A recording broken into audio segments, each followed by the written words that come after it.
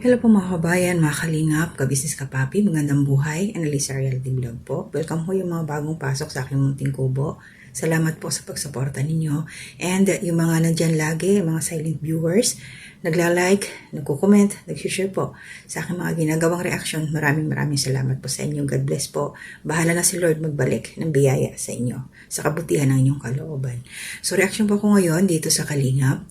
Isa po sa scouter ay si Kalingap Lydia ng Lopez, Quezon. Meron po siyang binisita 2 times na po. Isang senior citizen na biktima ng heat stroke. Pero bago ko ituloy, please support po natin Kuya Bal Santos Matubang, Kalingap Rab, Ate Edna Vlogs, Jack PM Matubang, ka-business official, syempre. Ayan si Papa Dins TV, mga kasamahan kong mga reactors dito sa Kalingap, mga karepa reactors, lahat po. And also, ang ka-business reactor din po ang mga kasamahan ko. So, mga kagwangs pala, support din ho natin. Ngayon, saglit lang ho tayo.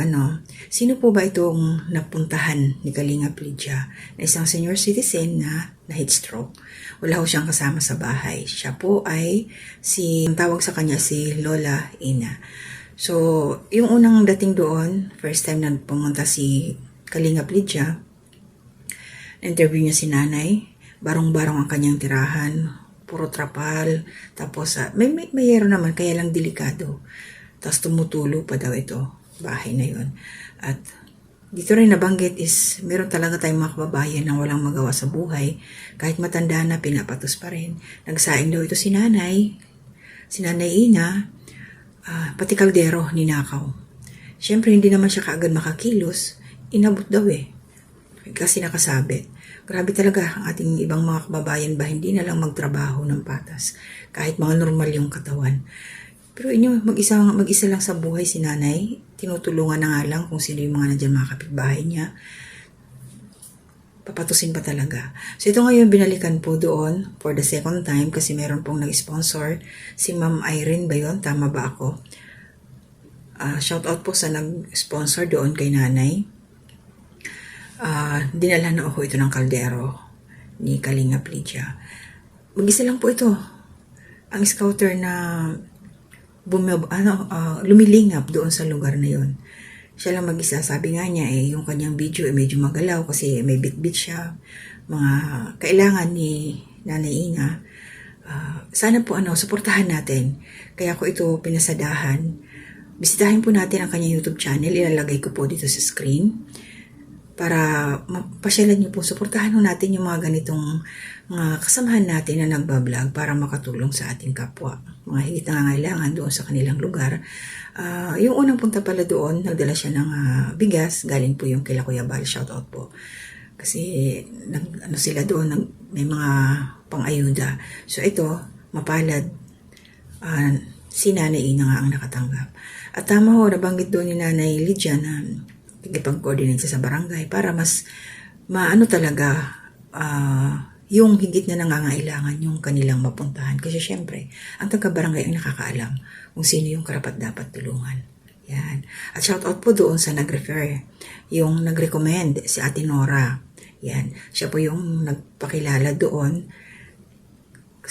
kay Kalingap Lydia para mapuntahan si Nanay Ina. And by the way, wala na akong asawa. Ito si Nanay Ina. 74 years old. Ayun nga, ang niya sana magawaan, maayos yung kanyang bahay. Yung hindi na siya matutuluan. Sana po pag-pray natin na meron tayong mga kababayan na meron naman kakayanan na tumulong kahit yung bahay kubo. Maging komportable lang yung matutulugan ni nanay. Kasi nitong huling pinuntahan siya doon, pagpasok na sa bahay, pag-upo, na pa nga siya parang pabagsak kasi siguro yung higaan niya mababa. So, kailangan niya ng tulong. Sana po talaga pag-preho natin. Maglalagay na lang po ako ng short clip para makita niyo po yung situation dito ni Nanay Ina.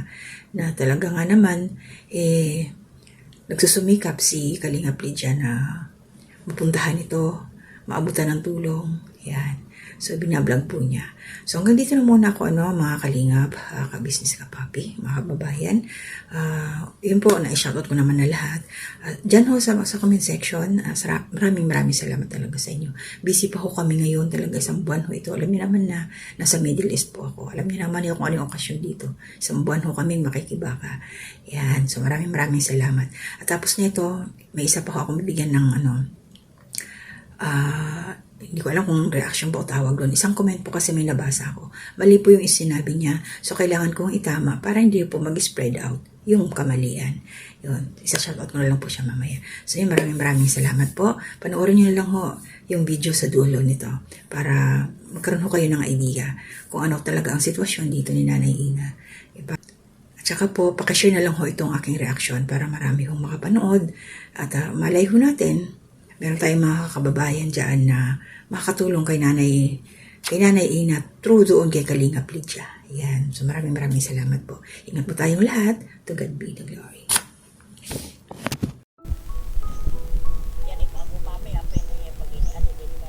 Natutuwa ka na eh. Ha? Sus, tagal yung ilayo na ang put mo. Uwi na gabi na baga. Yan. Kaya mga kalingap, si Nanay Ina po ang ating pinuntahan. Ayan. At si Sis Irene, nakarating na muli ako dito. At si Nanay Ina andito sa nagpapahinga.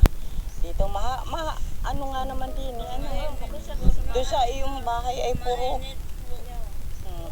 Ay baka ikaw may heat stroke pa. Matuluyan ka na. Naku, kaya nga ba, gala-gala din pag may time, ano?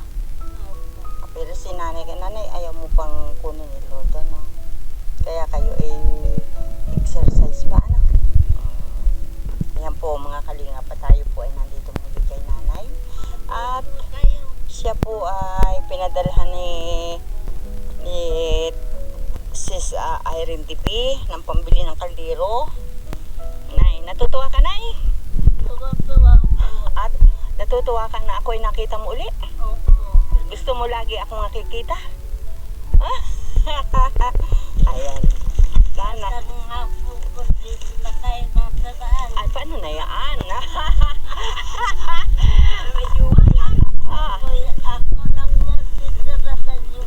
Ikaw natitira sa akin. Ay,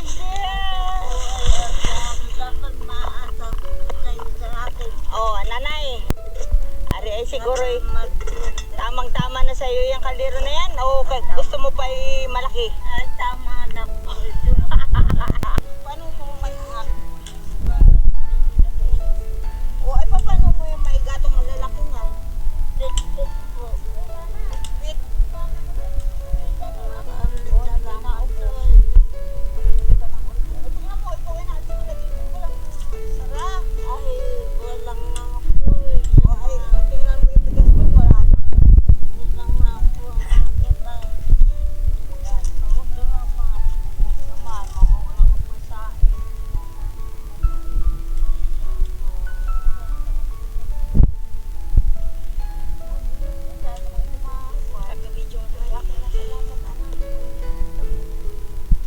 Nandito na po si nanay sa kanyang bahay.